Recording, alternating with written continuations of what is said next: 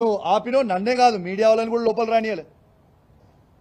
చాలాసేపు మీడియా వాళ్ళని కూడా లోపల రానియలే. మీరు ఇవాళ ఖచ్చితంగా రేపు 11 గంటలకి మేము ఆడి నుంచి బయలుదేరుతాం.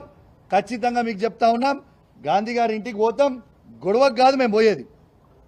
ఆయన మా బీఆర్ఎస్ పార్టీ ఎమ్మెల్యే అంటుండు కాబట్టి మా షేర్లింగంపల్లి కాన్స్టిట్యున్సీలో ఉన్న బీఆర్ఎస్ కార్యకర్తలు, మా ఉమ్మడి రంగారెడ్డి జిల్లాలో ఉన్న బీఆర్ఎస్ కార్యకర్తలు, జిహెచ్ఎంసీలో ఉన్న బీఆర్ఎస్ కార్యకర్తలు అందరం కూడా ఆడ మీటింగ్ పెట్టుకోవడానికి పోతున్నాం.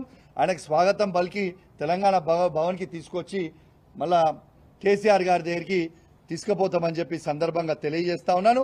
నువ్వు మాట్లాడిన మాటలకి నేను నీకంటే రెట్టింపు మాట్లాడగలుగుతా, కానీ నీ విజ్ఞతకే ఇచ్చిపెట్టిన నీ యావత్ షేర్లింగంపల్లి ప్రజలందరూ కూడా చూసిర్రు. మైనంపల్లి హనుమంతరావు కూడా అల్వాల్లో మీటింగ్ పెట్టినప్పుడు ఇదే విధంగా కేటీఆర్ గారిని నోటికొచ్చినట్టు దూషించిండు. 50,000 మెజారిటీతో ఓడిపోయిండు. నెక్స్ట్ నీది కూడా గదే గతి పడుతుందని చెప్పి సందర్భంగా తెలియజేస్తూ సెలవు తీసుకుంటా ఉన్నాను. జై తెలంగాణ, జై కేసీఆర్.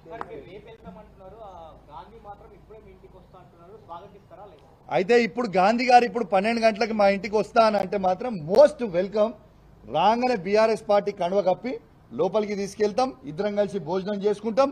భోజనం చేసి ఇక్కడి నుంచి మనము స్ట్రేట్గా తెలంగాణ భవన్కి పోదాం. తెలంగాణ భవన్లో ప్రెస్ మీట్ పెట్టి అక్కడి నుంచి స్ట్రేట్గా కేసీఆర్ గారి దగ్గరికి పోదాం. స్వాగతిస్తున్నాం, వెల్కమ్. నేను గాంధీని ఒక్కరినే కాదు బాబు, నిన్న చూసినో లేదో, నువ్వు ఇంతకుముందు చూసినో లేదో, గాంధీ గారు ఒక్కరే కాదు, దానం నాగేంద్ర గారి గురించి మాట్లాడినా, కడియం శ్రీహరి గారి గురించి మాట్లాడినా, గాంధీ గారు